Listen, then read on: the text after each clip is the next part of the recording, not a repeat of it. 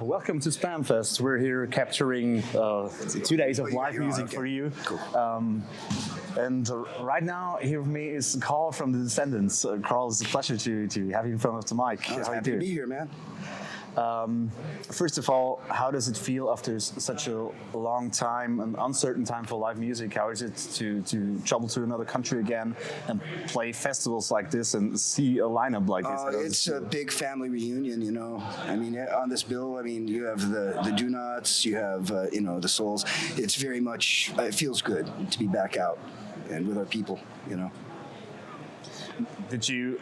How hard did you miss it? If that's in some way measurable? Oh well, I mean, the pandemic hit when we were kind of doing an off time anyway, but then it stretched on, and it got weird. But I mean, Bill and I live in the same area, and we practice, through the whole thing, and so it didn't.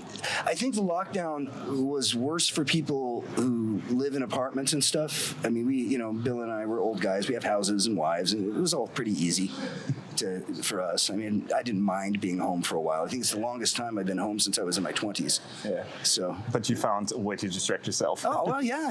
There's always ways. You mentioned you were doing off time when the pandemic hit. Yeah. You've always been like an unconventional band in that sense. For example, your legendary album "Milo Goes to College" could also have been your last album, for example. Very easily. Yeah, and you took breaks often in between. So, what do you think is the secret for a band like you to still somehow find a way to function and have fun doing it like 40 years into your careers? Well, I mean, Bill, Stefan, and I kept going when Milo left with the band All, and there's something with our group where Bill and Milo have been very good friends since they were very young, since they were teenagers. I met Stefan when we were 12 years old. We've been, that makes it easier for us. We have that long-term connection that predates the band. So it's easier to keep together if you have that kind of thing going on. That's the dynamic, You mean it's not just the work that keeps you all together? It's we've had friendships long before we had a band. So. What did you say is your general approach? Do you feel in any way obliged to have to get back to come back together again and write and record new songs? I feel a compulsion because I have always loved music, and I feel like I fell in with the best people I could play with, and so it's never really a strain or like a question of like, do we want to do a record? It's like, okay, what are we going to do the next record? Let's do stuff. It's funny to me. It's like this whole thing we do is definitely a labor of love, and I don't think any of us ever fell out of love with it. I think we just have to keep doing it. Yeah. I read that you guys are currently in the process of making another record. Is that true? Yes, we are. Can you take us a little bit behind the scenes? How's it coming together? It's Stefan and Milo have all their songs already recorded. Me and Bill have been slow about it, but I'm pretty stoked about it. It's coming out well. Yeah. When do you think we'll be able to hear something from the new record? Probably sometime this. We're working a lot this year, obviously, because of we had 2 years of shutdown. Probably the winter, maybe we'll get it together. All right. Stoked to hear more from you guys again. Yeah.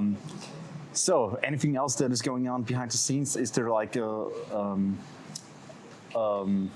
a bigger touring schedule ahead? Will we see? Well, when we finish this tour, the European tour, we go back home, and we've got a bunch of stuff to do in the States and Canada. So I don't think we're going to be over here for a little while, but we'll come back.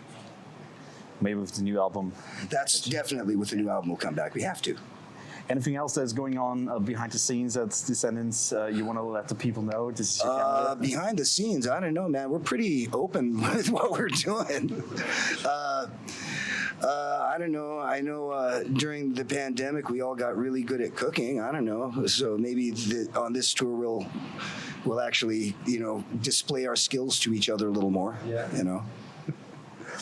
I know I picked up about 15 pounds during that whole phase, because So maybe you'll have a backstage cook-off at some place? That's what I'm thinking. There might be a thing.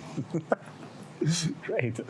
Curious to hear more about that. Maybe on the next tour. Yeah, maybe on the next tour. We We'll should do a Descendents tour recipe blog or something. Yeah, like that. something like that, you know. Because, you know, Europe, traditionally one of the hardest things to acquire in Europe is decent Mexican food. So maybe we'll have to do something like that, you know.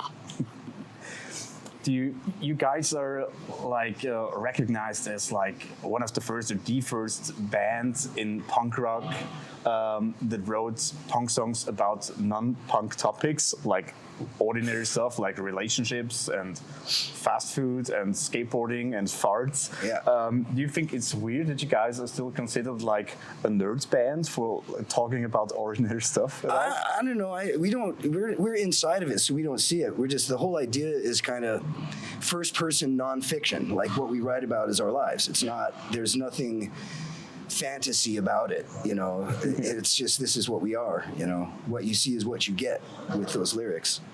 And, you know, I for this current crop, I've got a song about my dog, for crying out loud, you know. That's how base our thing can be, you know. Yeah. I got a song about conspiracy weirdos. It should be pretty fun, you know. What other great topics can we expect on the new album? I don't know. Stefan, what are yours? What do you got? Well, none of mine are any fun. You can come over here. Come over, join us. Join. You can. Sorry, I was doing You can take the something else. Nerf I want to ball. crush your glasses. No, yes, Take the the Nerf ball. Rode brand Nerf ball. Yeah. Yes, Australian microphones. Well, in my batch, and I had a lot. A lot of them don't have words yet.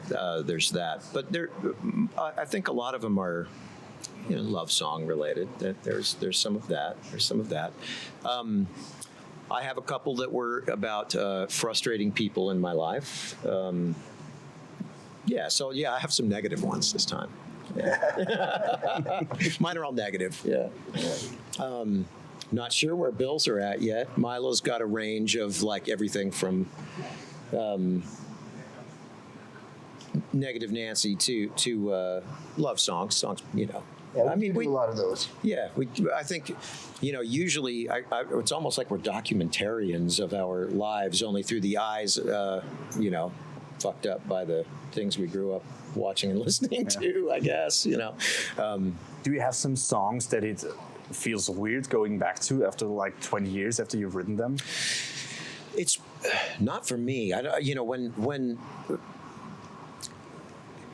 it's funny, if I play a song that we've done, you know, hundreds and hundreds of times over the years, it isn't like, oh God, I got to go up and play this. It doesn't have that thing for me, because the most exciting part about playing a show is a connectivity between you and the audience. And so, you know, this is something they know and something you know. It's like having a conversation about something that you know about. You know, that's kind of what playing a song for a crowd might be. If they like the song too, or if they're checking your band out, maybe that's a little bit different. But if they know the song, you have a connection right then. And that part is new and exciting every time. It's not, you know, it doesn't become humdrum, or at least it hasn't in the last, you know, 37 years or however long that Carl and I have been doing this, you know, that we've been playing these songs with these guys in this way. So I think it doesn't, you know, that's the part that it's always kind of new and fine. You know what I mean? To me, just to have the physical energy and stamina to play these songs is its own reward, sort of. It's, you know, the physicality of it is part of the fun. And so, you know, if it's a song that was written when we were in our 20s, just to be able to do it at our age is awesome. You know, it feels great. Yeah, there is a bit of a, you know, an energy high, if you will, from that. I mean, it's like drinking coffee in a funny way. Like you get up there and, of course, you have to prepare yourself to play like that. It does require effort. It requires effort, like physically, to stay on top of it enough, to rehearse the stuff. We're not flippant about that. We care about how that goes, you know, so each of us is, you know, we practice hard to do these shows, you know, so that we can maintain that energy level. But when you can and when you do, it is it's almost like kind of... It's catharsis. Yeah, it is. It's cathartic, and it has sort of like a coffee vibe. It's kind of awesome. How long until after the show does that coffee shot? Hours. I wish that it actually wore off quicker, because then I could get some sleep. Because it's hard. It gets hard to sleep, right? I mean, we'll be up. I mean, Carl and I stayed up bullshitting till 4:30 last night in the morning, I think. So that gives you an idea of what that looks like. You'll be on stage in a couple hours. What are you expecting from tonight's show? Are there any weird tour stories from Austrian crowds that you can tell us about? Or I don't think we've ever really had any Austrian. Weird. No. I mean, but our I don't know. I think on the whole, our band doesn't. The people interested in watching us usually aren't people that have come to cause any kind of shittiness or whatever. So I mean, generally, it's a pretty fun thing. There's going to be a thing that happens here or there. Someone's going to have a fight or whatever, but it's not to do with us. We're not. We're just happen to be present then, playing something. Like the late '80s, early '90s, we used to end up on some kind of weird bills, like with British pop bands or whatever, because they didn't really know where to put us. Yeah. But this show is certainly not like that. We know half the bands here. This is our whole group of friends. I mean, looking at the souls over there. Doing their thing. Exactly. Yeah. These kinds of shows for us, when we get to come over here, oddly, we will run into our various American band friends way more often on European festivals than we ever would in America, because we're all touring. We're missing each other even in the cities we live in a lot of the time, that kind of thing. But we're all going to show up, and we're going to know like 6 bands here today or something. We got friends all over the place. So it's funny. Some random brewery in the middle of Austria. Yeah, in the middle of Austria, we're going to go hang out with the Souls, or just catch up with our friends. But, and all the more fun since this is, I'm not going to say post-pandemic, because the pandemic is still raging, but at least it's like we haven't gotten to see each other in a while because touring was so slow for a couple of years. Yeah. Guys, thanks for taking the time for this interview. I wish you lots of fun. Looking forward to the show. I think, by the way. Thank you. Thank you. Yeah, that's good. Yeah. Have a great evening. I'm looking forward to the show, and thanks for taking the time. Yeah, thank you.